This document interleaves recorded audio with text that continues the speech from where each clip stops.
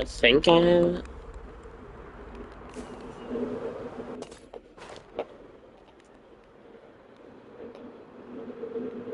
Ah, I need a better food source. I can't be wasting all my gold apples.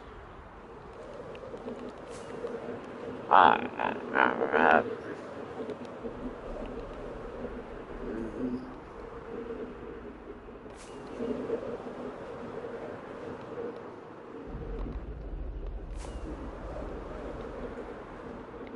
mm. So, wait.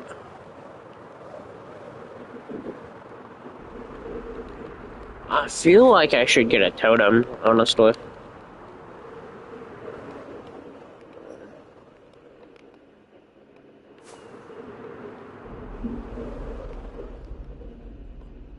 I can't find it, I'm just gonna fly.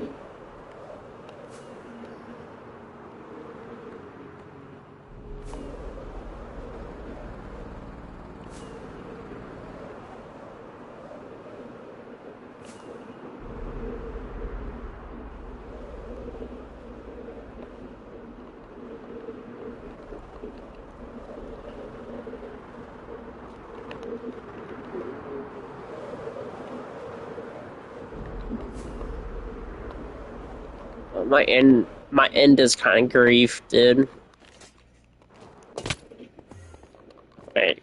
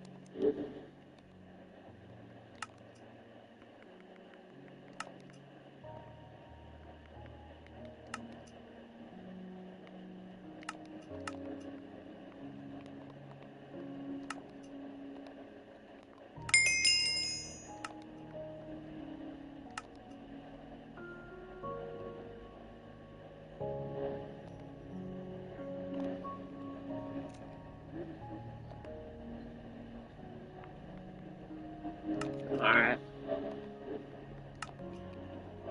Hopefully.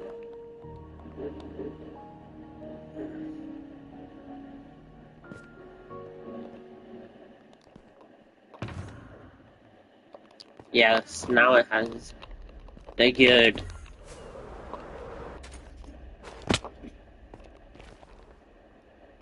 Wait, I gotta have my mason back off in. What am I doing?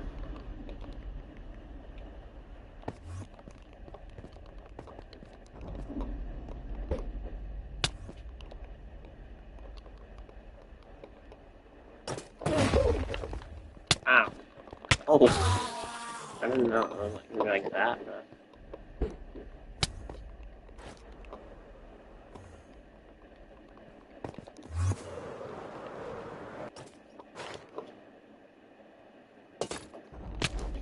Really?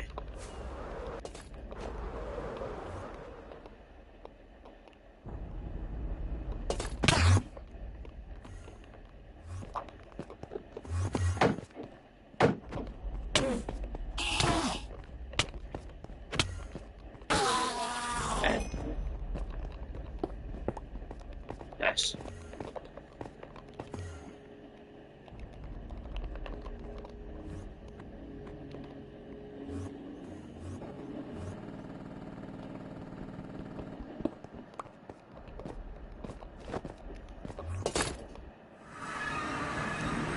I think I spawned at 0, 0.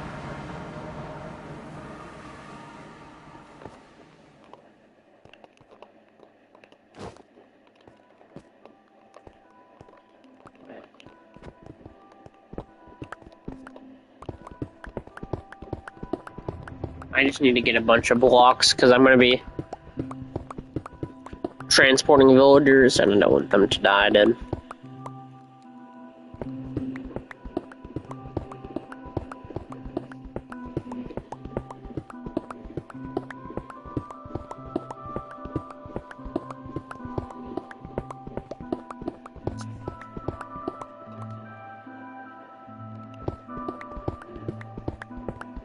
I need to get at least max height.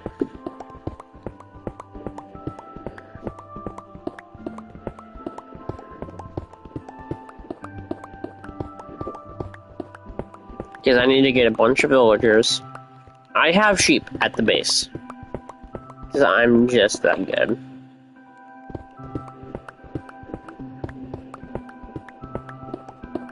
But... wait, I gotta make sure I'm not muted. Nope. Last... dude, I was like... I streamed 99 nights yesterday. Holy shit, dude.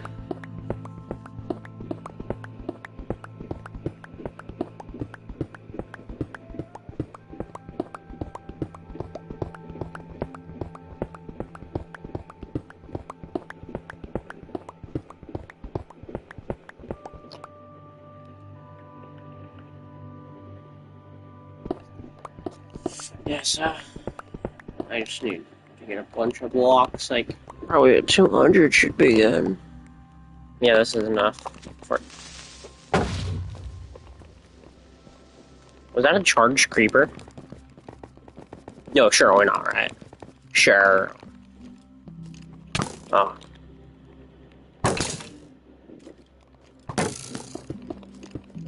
Yeah, sure, why not, bruh. Sure, why not?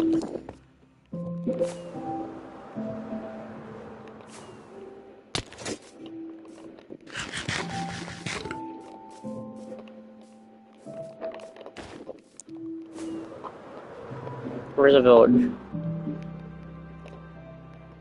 Oh my gosh, bro, I'm gonna have to...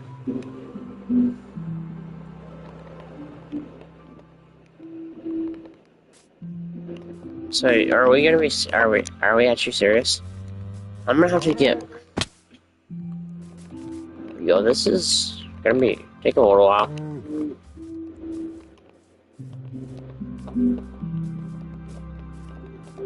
Because I don't know. Because, babe...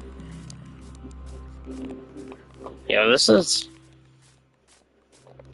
alright, what are the chords of the stronghold?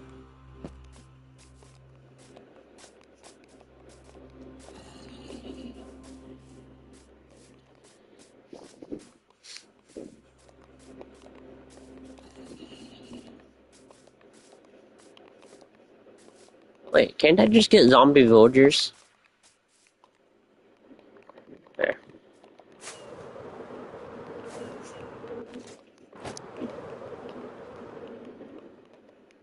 They're right here.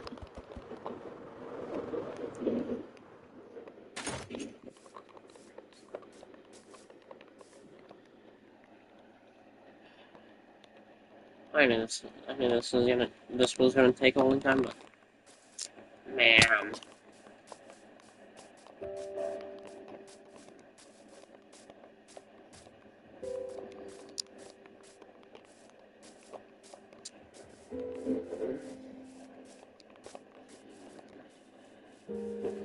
I mainly just need freaking vending website, but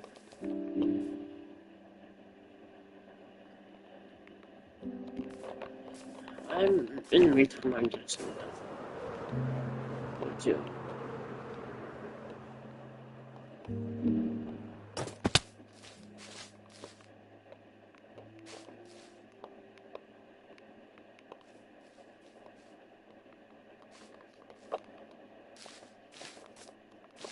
What does the creaking even do then?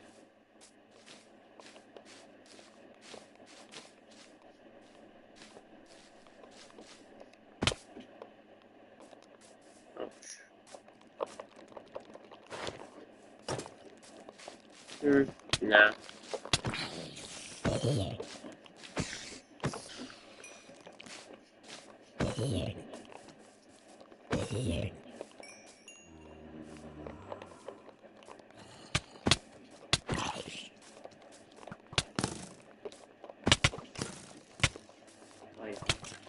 I kinda suck, dude.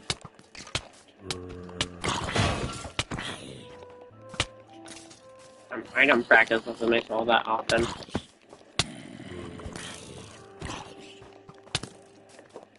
I'm just trying to practice with this.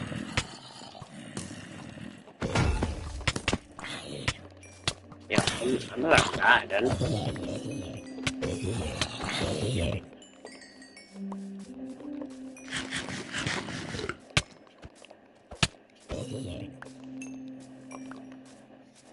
I need to get unbreaking on the sword, then.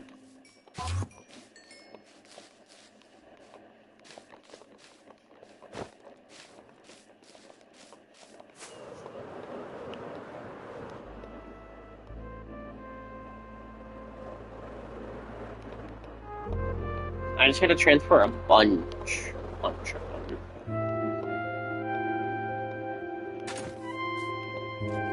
So I can't have you or any other mob take out spawn radius. Are you serious?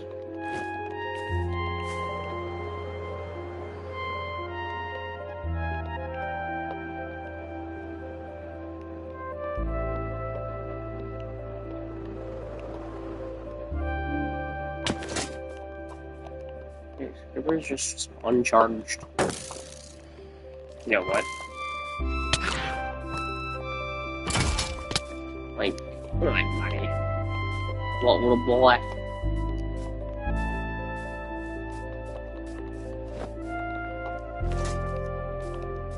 I mean...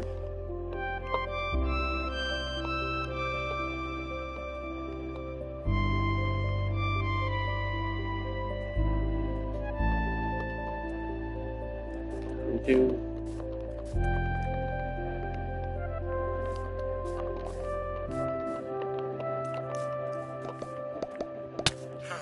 No, villager. Zombie villager. Baby villager. Oh. The only chance he lived, so.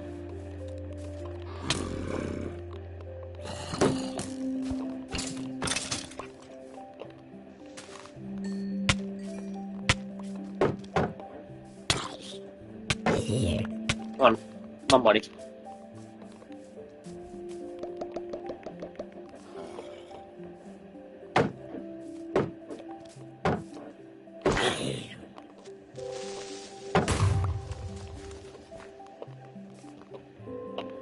There's ice on the creek, baby girl.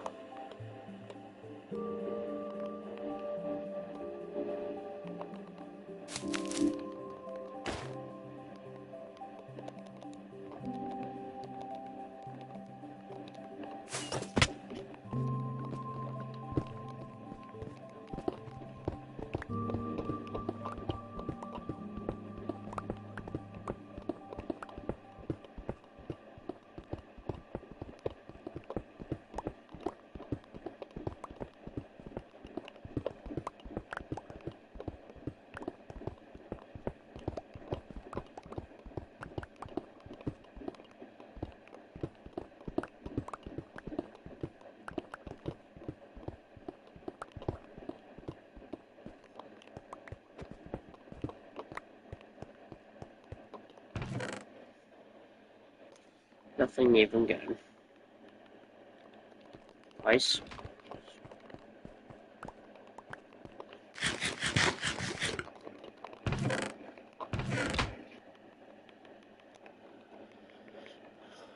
Yo.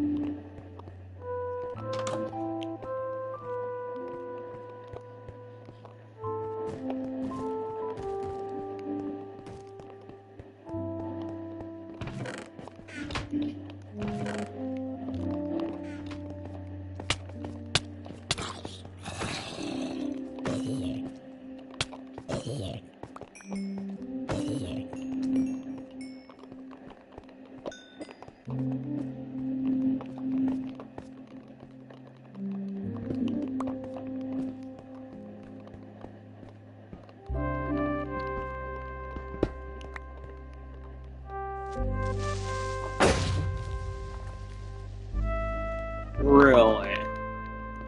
Well, I thought the shield broke. Alright. Alright. You gotta be at your chicken, bro. Like, favorite shield. That's for you. That's some free paper ground.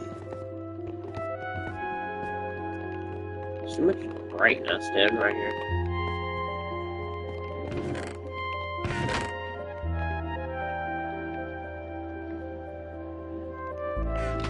I just need.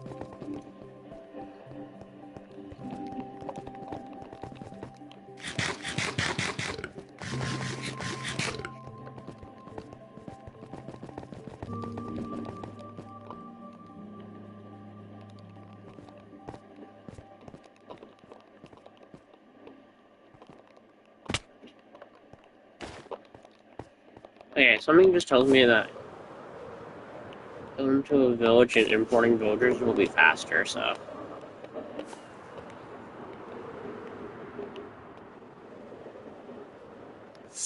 Hey, look, there's a villager right here. Oh yeah, raid. Forget about that. I don't care.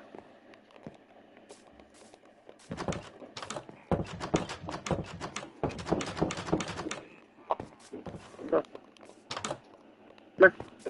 Come on. Nice. No, come on. Yeah, you're mine. You're mine, buddy.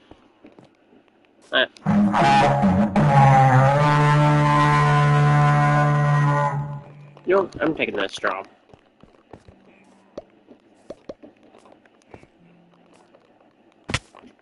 Wait. I have a cool idea. I'm stupid, dude.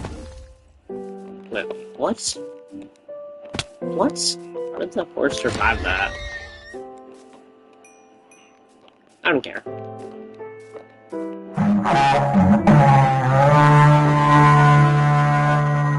Is this the only village you're in?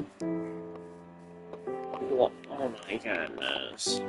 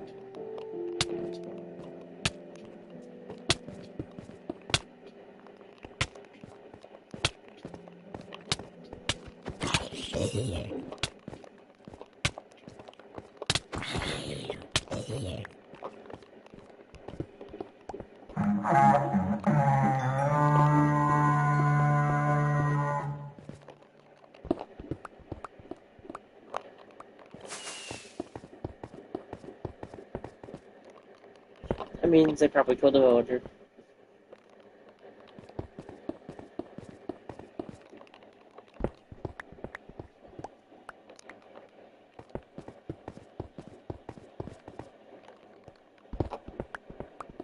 They probably already killed the villager.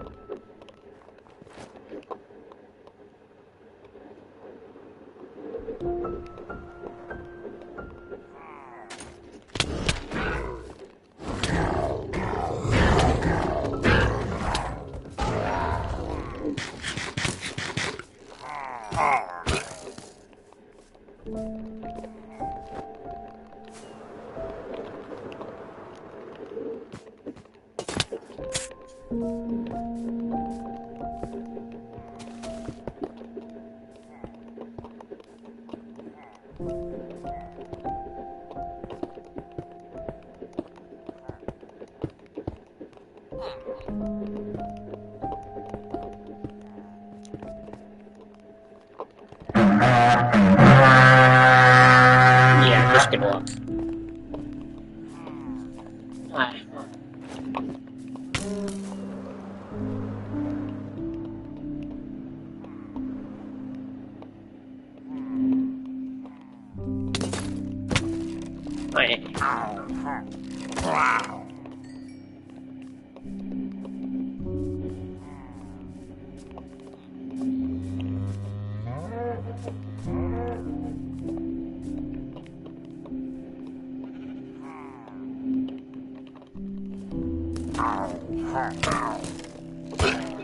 Get beat to death again. Fine.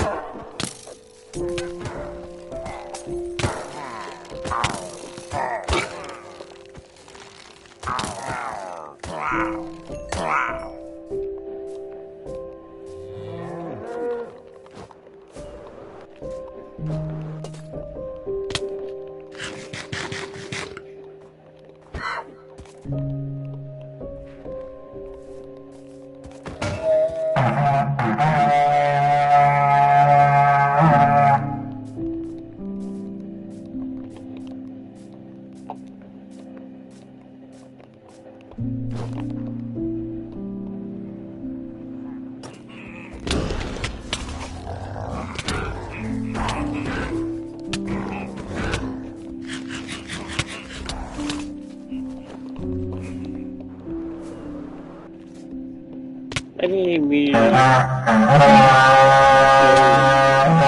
idea on hardcore. Like.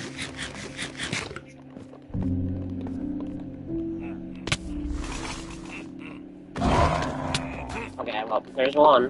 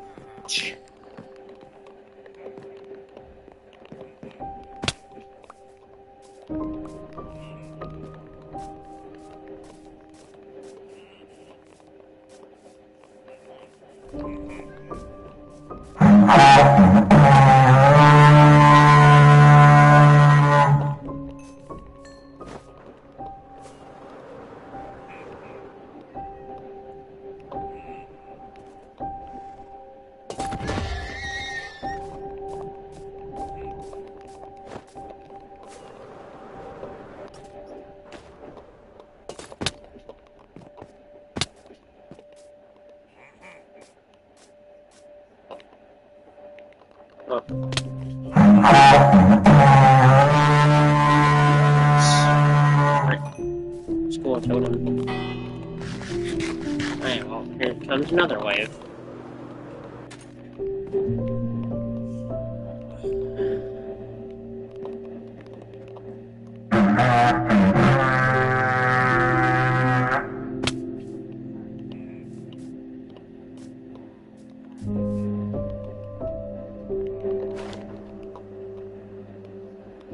What's...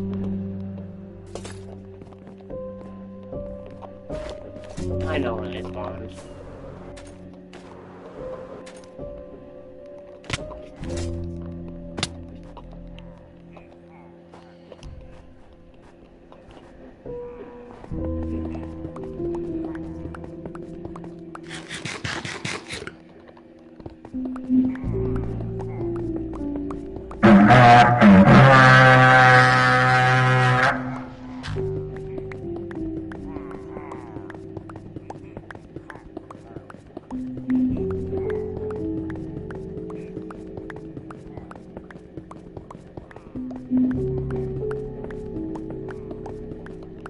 So that is not the spot.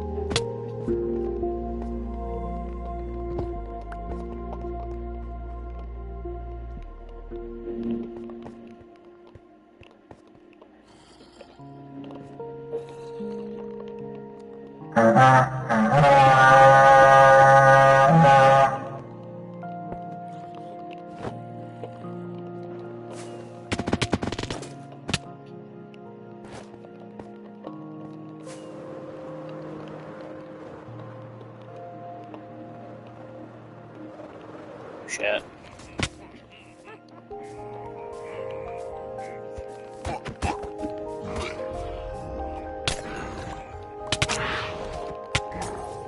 Come in.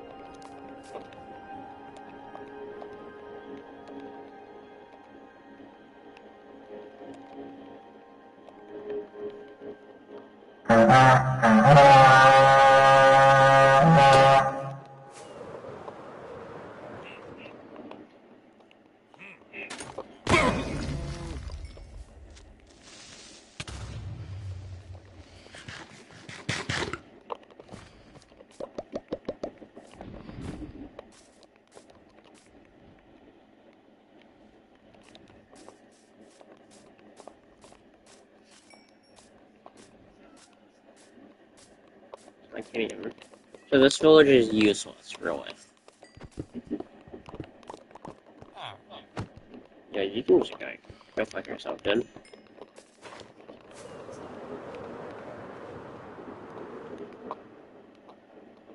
This village is useless.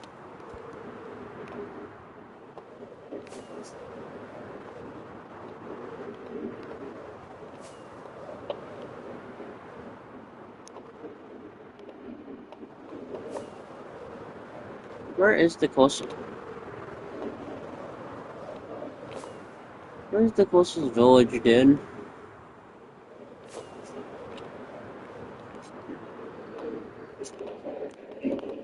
Right there, right there.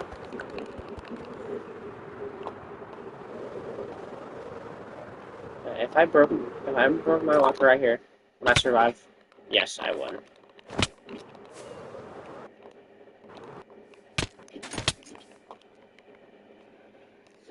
I'm gonna go to the bathroom.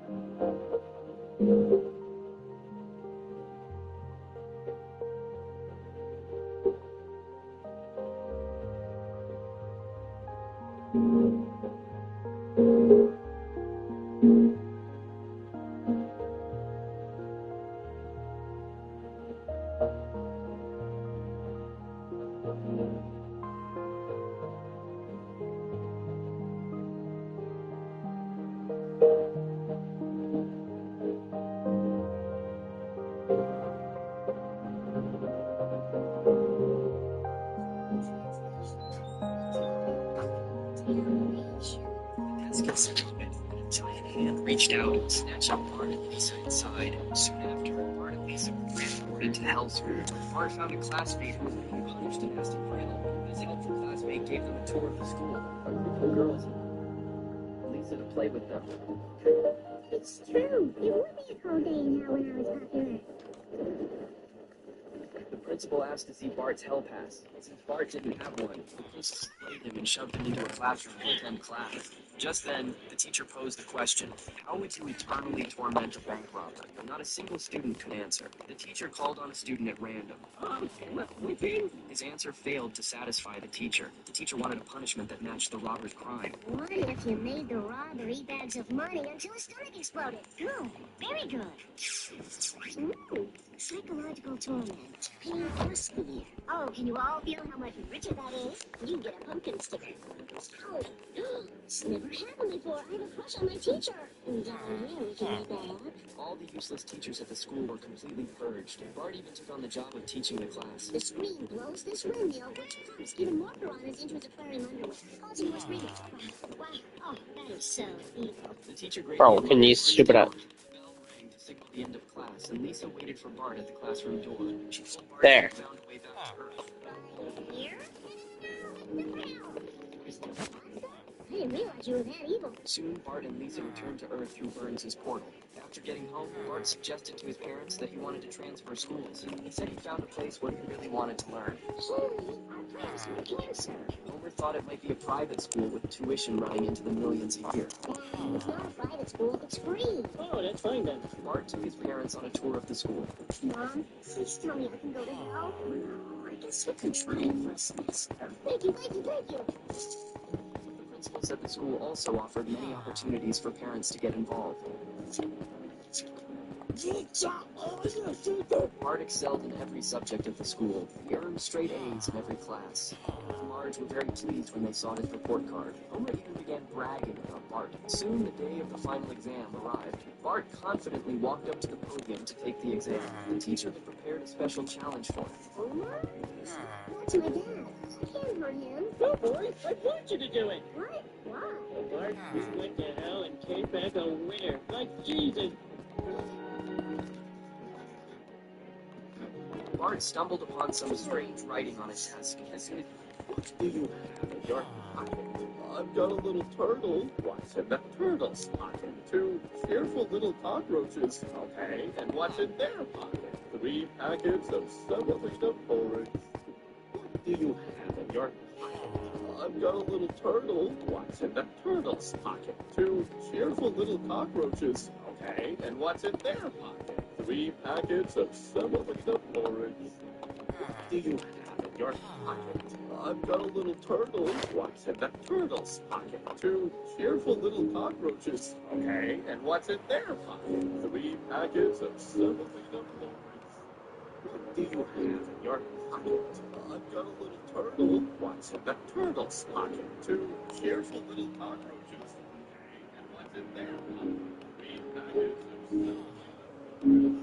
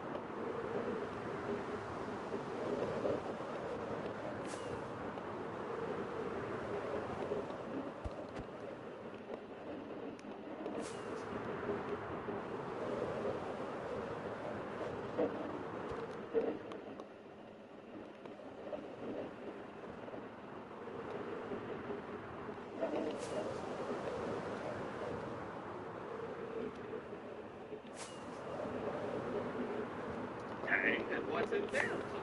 3 packets of semolina. You wouldn't believe for a second or two Sheriff dies and this pink cow can't spoil it. But I managed to successfully lure her away, only to discover a second cow sky and consume the gun, which left me in a sticky situation that I'd survived. And there they were, untouched. Skip, hoppity, hunky-dory, dilly-dally. My name is Sally looking ass just fresh off the farm and ready to shit on the floor. But Bessie bitch figure done me her because they pulled the same shit 5 rounds later. I tried to get her to kill bitch fit, but it didn't go in my favor. I had to save any ass kicking for later. The last tried to think bitch. She was the murderer again, but this time I caught her bag switching. I got murderer eventually, but this happened.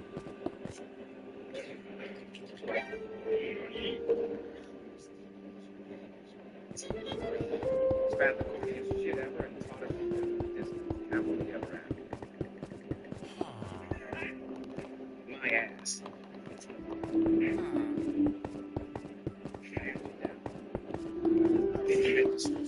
Revenge, sir. So, fancy any flavor? You wouldn't believe for a second or two that cow was trying to bitch. Sheriff dies and this pink cow can't go.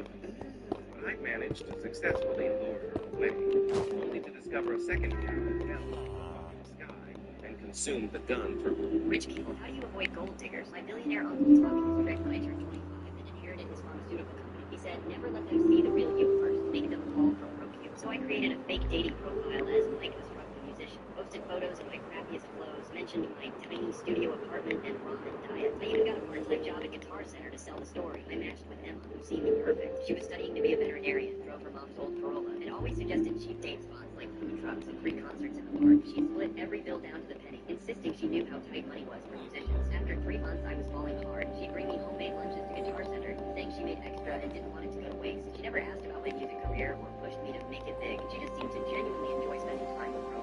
Then she started acting strange. She'd disappear for hours with vague excuses about studying at the library. She'd make secretive phone calls and step outside for her friend. Once I saw expensive designer shopping bags in her back seat, and she quickly covered with a blanket when she noticed me. I was getting paranoid. Was she cheating? Was I just her girl boyfriend? She called me.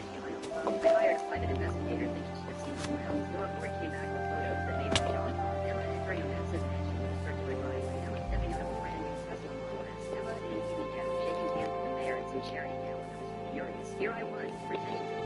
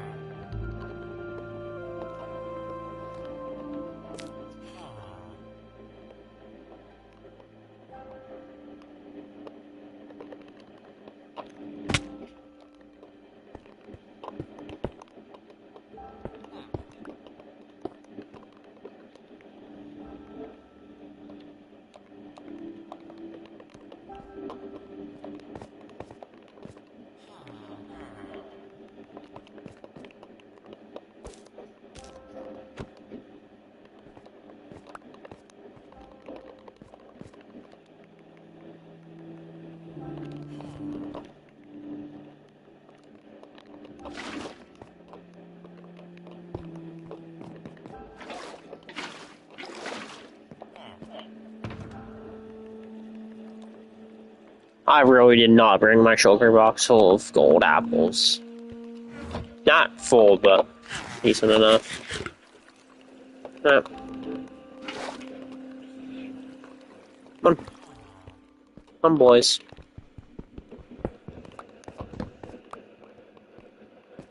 Yeah, come on. Come on.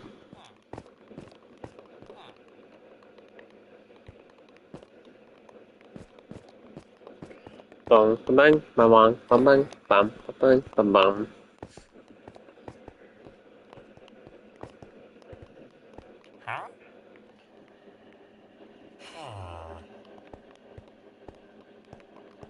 Come on. Get the...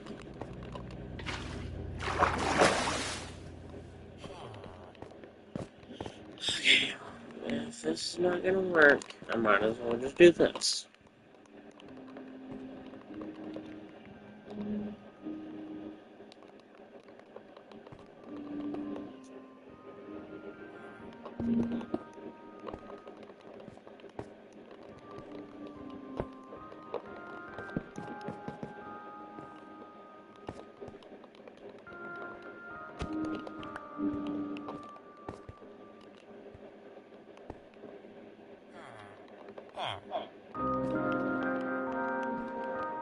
Okay. Okay.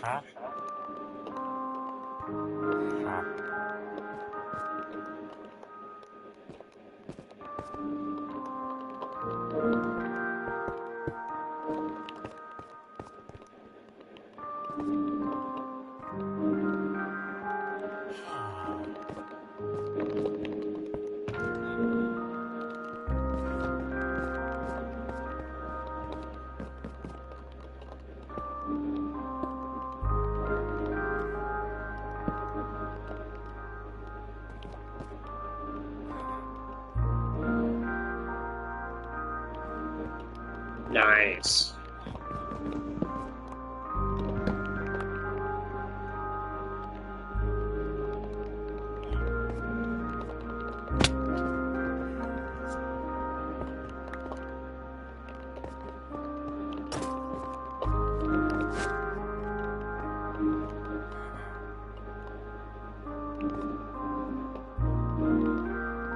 What? Oh, I saw something wrong.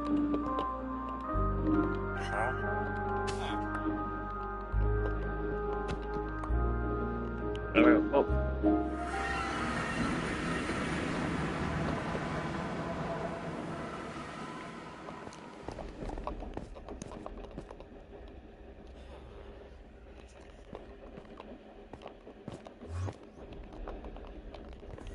Go. And here we go.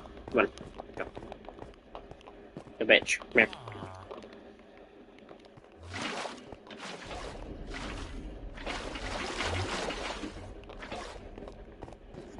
I do, the bitch. Yeah, well.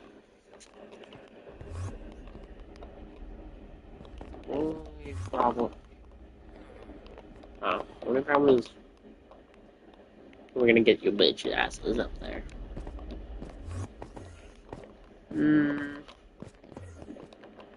I don't know.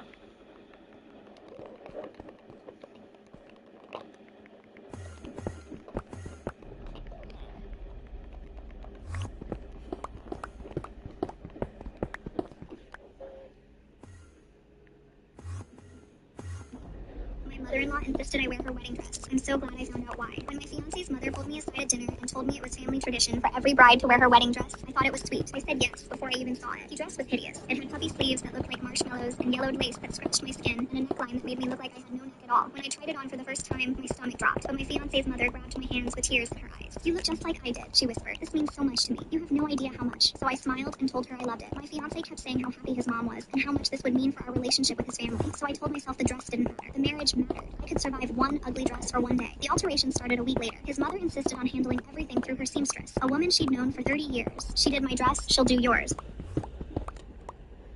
Of the tradition. Every fitting made the dress worse. The waist got tighter in all the wrong places. The sleeves got heavier. The hem landed at an awkward length that made my legs look stumpy. I mentioned it to my fiance, and he just shrugged. Mom says it's just the process. It'll all come together at the end. At Sunday dinner, I walked in and caught his father smirking at his mother. They both went quiet when they saw me. What's funny? I asked. His mother waved her hand. Nothing, sweetheart. Just an inside joke. His father coughed into his napkin and wouldn't look at me the rest of the meal. Little things started adding up. His aunt made a comment about how brave I was. His cousin asked if I'd seen the dress lately with this weird tone in her voice. Every time I walked into a room, conversation stopped. I started feeling like the punchline to a joke I couldn't hear. One night, I asked his mother if I could see old family wedding photos. I wanted to feel connected to the tradition. Her face changed for just a second before she smiled. Oh, honey, we lost most of those in a flood years ago. She changed the subject fast. I asked his grandmother the next time I saw her. She said she was pretty sure there were photos somewhere in her attic. His mother cut in immediately. Mom, you don't need to dig through all that junk. I already told her they're gone. The seamstress called to say the dress was ready for the final fitting. I stood in front of the mirror and looked terrible. The dress was somehow worse than before. His mother stood behind me, beaming. Perfect, she breathed. Absolutely perfect. You're going to take everyone's breath away. The next weekend, I helped his grandmother clean out her attic. My grandfather left his legendary 1967 Mustang to whoever could fix it, and my siblings hired mechanics while I used his lessons. Grandpa Vincent was a legend in the car community. His 1967 Shelby GT500 wasn't just any Mustang. It was one of only 2,048 ever made, with the original 428 cubic inch Cobra jet engine. Experts valued it at somewhere between $350,000 and $450,000, depending on the day and the buyer. He'd spent 40 years restoring it, customizing it, making it his. Every car show, every meet, people would gather around that Wimbledon white beauty with the blue racing stripes and just stare. The engine note alone could make grown men cry. When he died last month, the whole community showed up for his funeral. But his actual family, that was a different story. My 3 siblings had barely seen him in years. They were too busy being successful to visit an old man in his garage. The lawyer's office felt too small for the 4 of us and our egos. My older brother Dalton flew in from Boston, where he ran some hedge fund. My sister Raven came straight from closing $1 million real estate deal in Miami. My younger brother Quentin brought his business partner to discuss leveraging the inheritance for their tech startup. I came from my shift at Murphy's Auto Repair, where I've worked as a mechanic for 6 years, still wearing my work clothes with oil stains on the knees. Your grandfather left very specific instructions, the lawyer said, pulling out a thick envelope. The 1967 Shelby GT500, along with his house and savings, will go to whichever grandchild can successfully restore it to its original condition within 30 days. Dalton laughed. Restore it? It's already restored. I've seen the photos online. That car is immaculate. The lawyer shook his head. 3 days before his death, your grandfather deliberately dismantled major components of the vehicle. He left it in pieces. The silence that followed was deafening. He what? Raven finally said. Why would he destroy his own car? The lawyer handed us each a folder. He left this explanation. A car is just metal and rubber unless you understand its soul. Whoever can put my girl back together the way she deserves will prove they learned what I tried to teach. Inside the folder were photos of the Mustang in its current state. The engine was completely disassembled, parts scattered across the garage floor. The transmission was in pieces. Custom components I'd never seen before were mixed in with original parts. Quentin was already on his phone. I'm calling Morrison's Classic Car Restoration. They're the best in the state. Dalton nodded. I'll wire them whatever they need. Money's not an issue here. Raven was texting frantically. I know a guy who specializes in Shelbys. He's expensive, but he's worked on cars worth over $1 million. I just stared at the photos, remembering Saturday mornings in that garage. Grandpa Vincent showing me how to listen to an engine, how to feel when something was right. There's one more condition, the lawyer added. You must do the work yourselves. No professional restoration companies. You can purchase parts and tools, but the actual restoration must be done by your own hands. My siblings' faces fell. Dalton set down his phone. I haven't touched a wrench since high school shop class. Quentin looked panicked. I don't even change my own oil. How am I supposed to rebuild an engine? Raven laughed nervously. This is insane. Dad knew none of us except Kai worked with cars. The lawyer looked at him. Your grandfather suspected that was the case. We met at Grandpa Vincent's house the next morning. The garage looked exactly like the photos, maybe worse in person. Parts everywhere, some labeled, some not. The Shelby's body sat on jack stands, stripped of its engine and transmission. Custom brackets and modified components were mixed in with original Shelby parts worth thousands each. Dalton arrived in a suit, clearly planning to leave soon. Okay, so where do we start? I walked around the car slowly, taking inventory. The engine block was on a stand in the corner. Pistons removed, head separated. The transmission was in a dozen pieces on the workbench. Every system had been carefully taken apart, but I noticed something my siblings didn't. Next to each major component was a small strip of masking tape with numbers written on it. 7/12/89, 3/15/91, 11/8/03. Dates. What are those? Raven asked, noticing me staring. I don't know yet, I said honestly. Something tickled at my memory. Grandpa Vincent always said every part of a car tells a story if you know how to listen. Quentin was already on his laptop. I found a company that sells complete restoration manuals for 67 GT500s, $500 for the download. Dalton pulled out his credit card. Buy it. Buy everything we might need. By day 3, my siblings had spent over $40,000 on tools, parts, manuals, and consultation calls with experts who couldn't physically work on the car but could give advice. I'd spent $200 on basic supplies and was working with Grandpa's old tools. I looked at the dates on the masking tape again. 7/12/89. That was familiar. I pulled out my phone and scrolled through old photos. There it was. A picture of young me, 55 years old, standing next to Grandpa in this same garage. The date stamp read July 12th, 1989. My first day in the garage. I checked another date. 3/15/91. I found a photo from March 15th, 1991. Me and Grandpa both covered in grease, standing next to the Mustang's open hood. Each one corresponded to a Saturday I'd spent in this garage with Grandpa Vincent. Days my siblings had been too busy, too cool, too important to hang out with an old man in his car. My hands started shaking as I realized what he'd done. He'd left me a map that only I could read, and my siblings were spending fortunes trying to decode something they'd never learned. But what I found hidden inside the engine block changed everything about who would actually win. The rest of the story is linked below or on my channel. My grandfather left his... There's the white kid with the bag of clothes who's talking like he's black. There's the white kid. Today I'm trading my entire Murder Mystery 2 inventory for one big item, or set. There's a couple highlights that I can think of, like Ghoulish and Doji Pet. Those are the two big things, but the rest of it is pretty stacked. If you're a collector and need all these items, comment down your Roblox username and tell me your offer, and we can make a deal. Let's see who wants it that badly. Have you ever seen someone win without even trying? Our high school had this massive dodgeball tournament every spring, juniors versus seniors, and whoever won got to skip the fitness test that quarter. The entire gym would pack with kids screaming their heads off. This year, the stakes felt higher. Our senior class captain was Jake, this chill guy who played baseball but wasn't like super intense about it. The junior captain was Austin, who basically lived in the weight room and never let anyone forget it. Draft day was pure chaos. Austin went first, obviously picking his gym buddy Connor. Jake picked Emma, who did track. Back and forth it went. All the usual suspects getting chosen. The football guys, the soccer girls, kids who actually showed up to PE instead of hiding in the bathroom. I was sitting in the bleachers with my phone, honestly just waiting for this whole thing to be over. I'm not athletic at all. I wear oversized hoodies and my idea of cardio is walking to the vending machine. Then I heard my name, Drew. Everyone turned to look at Jake like he'd lost his mind. A few people actually laughed. Austin smirked and whispered something to Connor that made them both crack up. I pointed at myself like, me? Jake nodded. Yeah, you. I walked down to join the team, my face burning red. People were already making jokes about how this was basically a free win for the juniors. The tournament started. First few rounds, I did exactly what everyone expected. Nothing. I stood in the back corner, maybe moved a step or two when balls came flying my way. Honestly, I was just trying not to embarrass myself completely. Nice strategy, Jake, Austin yelled across the gym after we won our second match. Hide the weak link in the back. By the semifinals, most of our good players were out. It was down to me, Jake,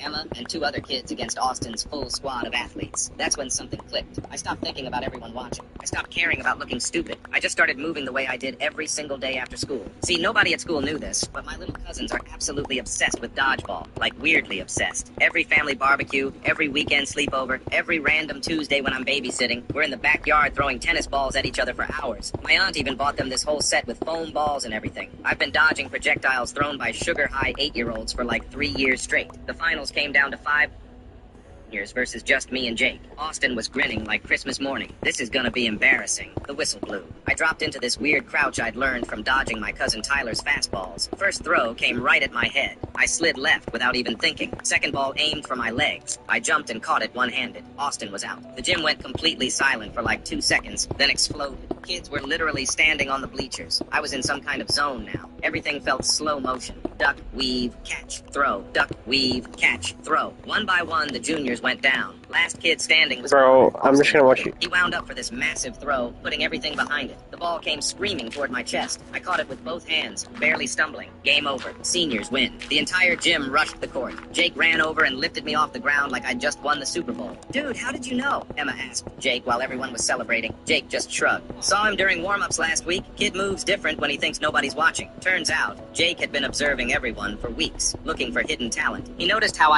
Squidward shrunk down and kicked SpongeBob's heart right out. Sandy punched his brain straight out of his head. Mermaid and plucked out his eyes. The rest of Bikini Bottom's residents were beating him senseless inside his body. What on earth was happening?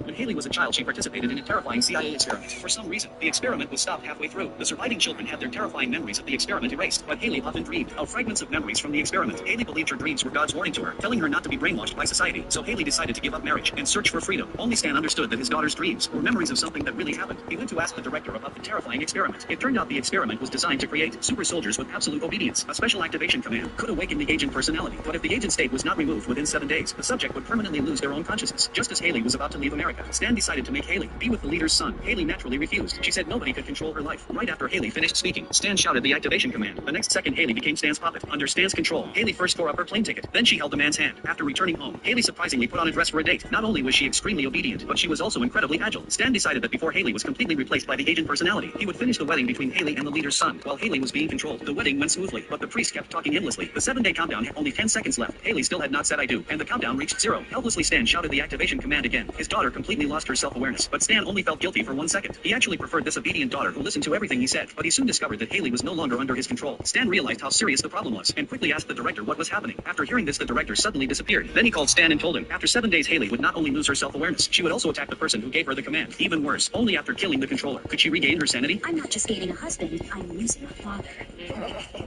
The next second, Haley triggered the alarm. The guests scattered and escaped. The hunt was about to begin. Haley's presence was extremely intimidating. She threw a dagger, but failed to hit Stan. So Haley quickly moved next to Stan and kicked him out of the wedding hall. Stan took the chance to escape by car, but he clearly underestimated the power of the agent personality. Stan was pulled out through the car window. Just when he was about to suffocate, Stan started fighting back. As a top CIA agent, Stan and Haley fought evenly, but Haley had completely abandoned human weakness. She was like a killing machine, making every move cold and decisive. Soon Stan was at a disadvantage. I'm the unluckiest kid in the universe. The moment I was born, a black hole was already swallowing my home planet. My parents shoved me into an escape pod along with my pet fish, Min, and sent me hurtling toward Earth, hundreds of light years away, hoping I'd survive. But fate had other plans. I was supposed to land in some wealthy Earth family's backyard. Instead, halfway through my descent, I collided with another alien baby headed for Earth, the future Metro Man. And my pod crash-landed straight into a prison yard. Back then, I had no clue I'd grow up to be the supervillain who saved the world. An old inmate named me Megamind. I was in...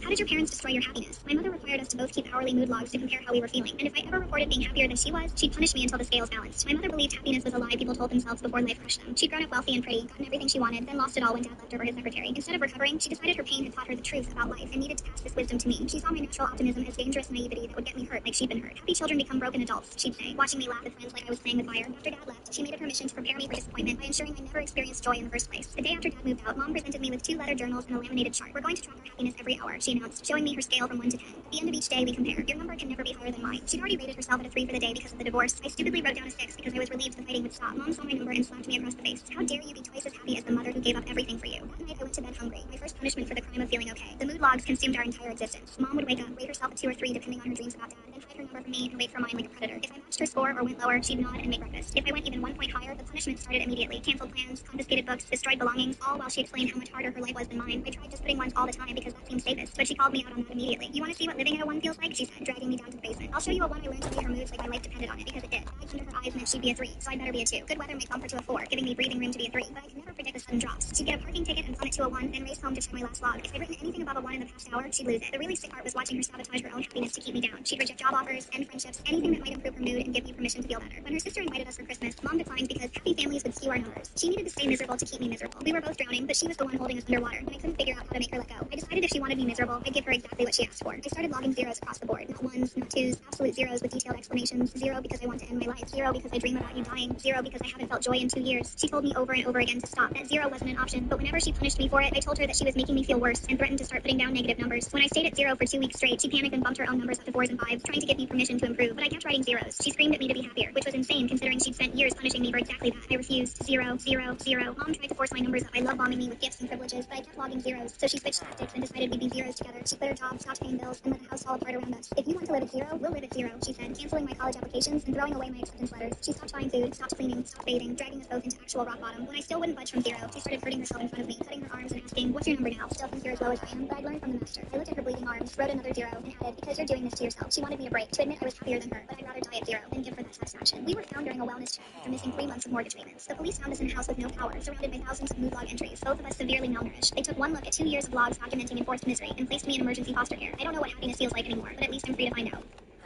Hot take. Teaming is not that bad. If you're... Where are you going, Mom? Oh, I'm just heading out for the weekend to visit the Museum of Dusty Vases. Why don't you just look at all the ones in this house? So what do we do for dinner? Like, pizza? No pizza. Okay, right. So like, pizza? No, Peter, not pizza. Okay, right. Not pizza. So just pizza? Peter, if you disobey me about the pizza, there will be consequences. Mom's out-of-town consequences, which according to the movies are the worst kind. You're going to that reunion, aren't you? Shh, keep your voice down. Yes, I'm going, but with Quagmire, not Peter. Glenn's gonna pretend to be my husband to impress them. Are you sure that's a good idea? I mean, it's Quagmire. You know how he feels about you. I know he's gonna try and sleep with me, but I'm a big girl and I can handle Quagmire. I'll be fine. But nothing. Oh, not cool, Lois. Very not cool. All right, she's gone. Now, who wants pizza? Where are you going, Mom?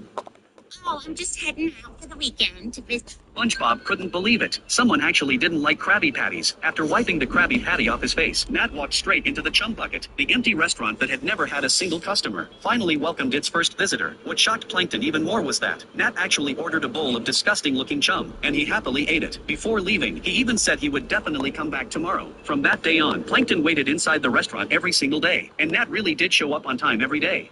I cannot believe how good these things are. Well, you know. All right, see you tomorrow. What? You're coming back again? Oh, you know it. And the day after that, and the next week after that. You've got a regular customer on your hands. Finally, Plankton had his first ever regular customer. He immediately ran to brag to Mr. Krabs, but Mr. Krabs didn't believe him at all. He thought Plankton was just making things up. He even pointed at the crowded Krusty Krab and laughed at him. Just then, Nat suddenly walked into the Krusty Krab, right in front of Mr. Krabs. He bought a bowl of chum. Loyal customer. Much later.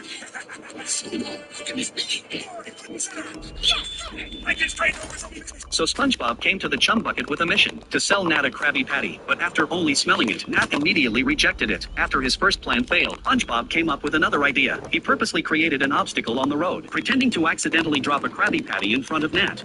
Oh, I am such a clumsy oaf. I sure hope nothing happens to this Krabby Patty while I step carefully over this bucket.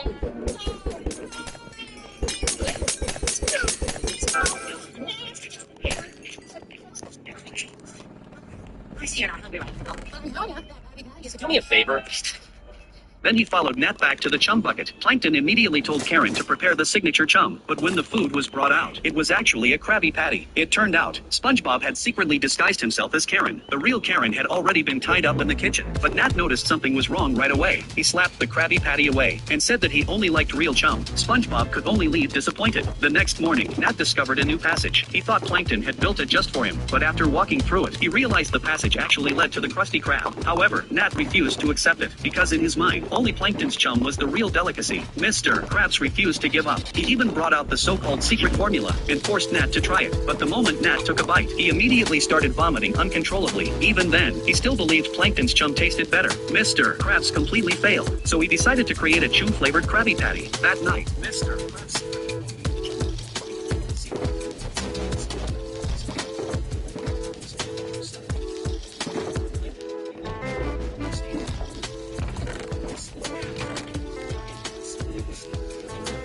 Krabs had brought SpongeBob with him, but Plankton didn't really get along with him. And his illegal SpongeBob then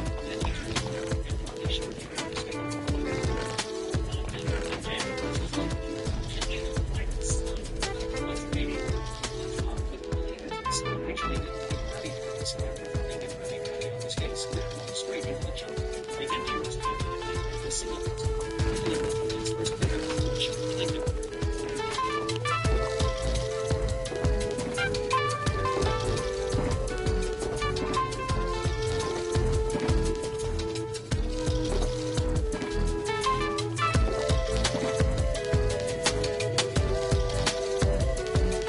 do I not have flow? She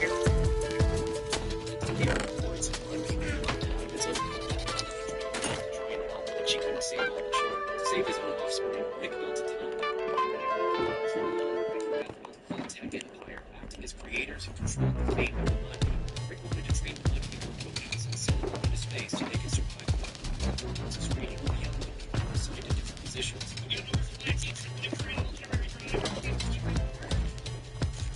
But their system soon started glitching. There were always some mud people just as useless as Rick. They piled up and was all glitched from an explosion in the birth chamber. Rick sent robots in to make repair and suggested creating a special tunnel to get rid of all these useless mud people.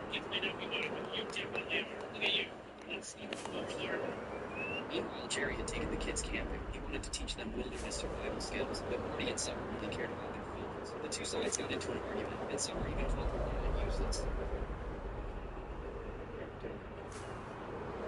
Jerry angrily threw a rock, only to accidentally hit his own foot. He fell into the river, swept over a waterfall, and was eventually pulled by the current straight into Rick's tech empire.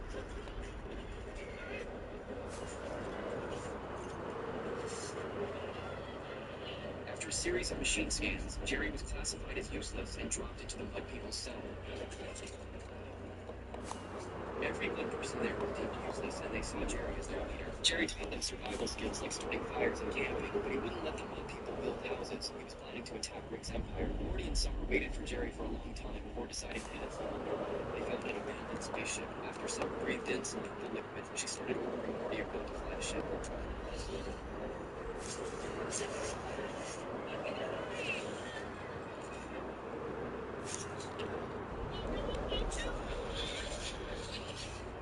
Rick and Beth's guidance, the mud people developed rapidly and entered the technological age, all thanks to the father-daughter pair. Suddenly, the sky shifted dramatically. A talking cloud appeared, claiming he was the real father of the mud people. He accused Rick of never giving the mud people any confidence. Just then, Jerry showed up leading an army of mud people. The weapons he had stood no chance against high technology, so the god granted Jerry divine power.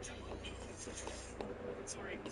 Rick summoned a massive defensive wall. Cloud prepared to strike him with lightning, but Rick had lightning-proof gear. After handing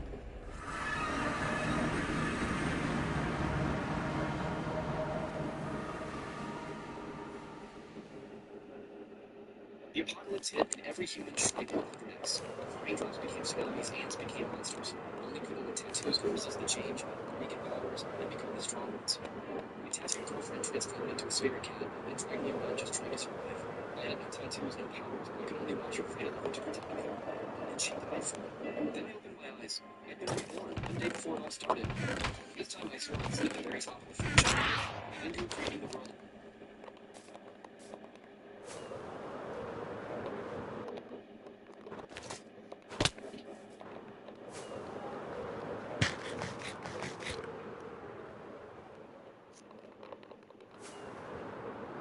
World on my chest.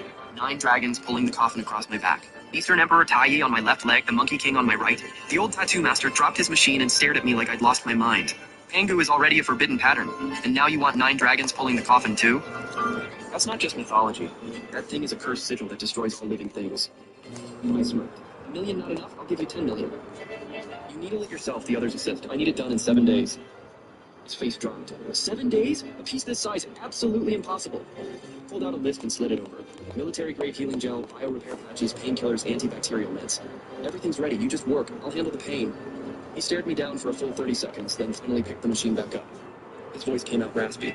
Fine. I've been tattooing gods my whole life. Never seen anyone as crazy as you. Ghost Hall takes the job. 3 days later, I arrived at the Blackstone Base, a hidden underground facility deep in the mountains outside Zhengzhou. On the surface, it used to be a Cold War bunker, then got converted into a max security prison. But I knew the truth. It was an old-era underground command center, sealed away and forgotten. The core structure, power wells, ventilation, and water systems were all still intact. I wasn't building from scratch. I was rebooting it, reinforcing it, and adding firepower. In those 3 days, I only went to the Blackstone base once in person, signed the contracts, inspected the structure, confirmed the power wells and vents were good. Everything else I handed off to my lawyers and the construction crew. Because the real-time sink wasn't the base. It was the 4 forbidden tattoos on my body. The real estate agent wiped sweat off his forehead. You're really spending $30 million on this dump? I'm not just buying it, I'm renovating it too. I signed the contract and said, find me the best security construction crew in the country. 10 days, I want this place turned into a full-on doomsday fortress. Not even a fly gets through. Start with titanium alloy walls 5 meters high, then blast-proof gates, a closed-loop ecosystem, and the underground power core. All of it. Restored and back online. I threw in 100 million cash. 10 days to spend every last cent. Money's not the issue. Triple pay, 24 hours, no days off. Order after order dropped, and the entire Jiangzhou construction scene went crazy. Meanwhile, I was sitting shirtless in the deepest private room at Ghost Hall. Dim yellow light, walls covered in grotesque, eerie totems. The air reeked of antiseptic and tattoo ink all mixed together. The old master worked the needle himself, while 3 apprentices mixed colors, traced lines, and wiped the wounds. The 9 dragons on my back. The first black dragon's outline was already done. The eye hadn't been filled in yet, but the pressure radiating off it was already suffocating. Zhu Xiaodao sat nearby. His neja on his left arm was finished, and he was wincing through every second of it. Well, that's gonna be the end of the stream, guys. Detailed by a female artist. My phone sat right next to me, blowing up with... The apocalypse hit and every human shrank 100x. Raindrops became tsunamis.